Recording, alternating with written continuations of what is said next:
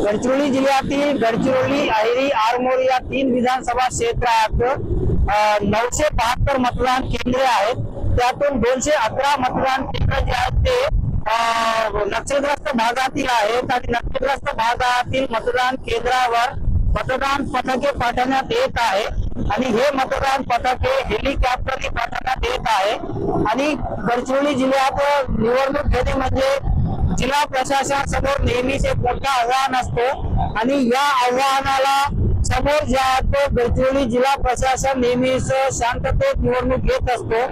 यावेळी नक्षलवाद्यांनी मतदानावर बहिष्कार केला, परंतु एक मोठा आव्हान स्वीकारत मतदान पथके जे आहेत ते दुर्गम भागात चाललेली आहेत आणि 211 मतदान पथके जे आहेत ते गडचिरोली आणि अहेरी इथून हेलिकॉप्टरने, वायुसेनेच्या हेलिकॉप्टरने पाठवण्यात येत आहे आणि सध्या 45 मतदान केंद्रे जे आहेत ते बेस कॅम्पवर पोहोचलेली आहेत आणि आता हे जे मतदान पथके आहेत हे बेस कॅम्पवर 2 दिवस मुक्काम करणार।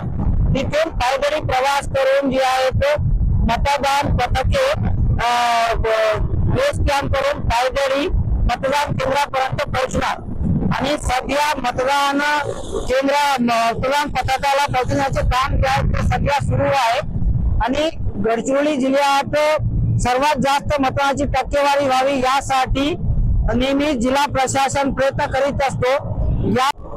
यावेळी मतदारांना मोठं आव्हान करण्यात येत आहे की मतदारांनी आपला मतदानाचा हक्क बजवावा आणि सध्या ग्राउंड झिरोवर आपण बघू शकतो की कशा प्रकारे मतदानाचा या आढावा।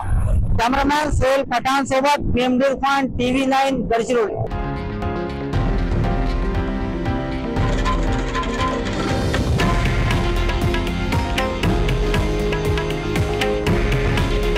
हे आहे देशातील नंबर 1 न्यूज नेटवर्क आणि आपण पाहत आहात TV9 मराठी।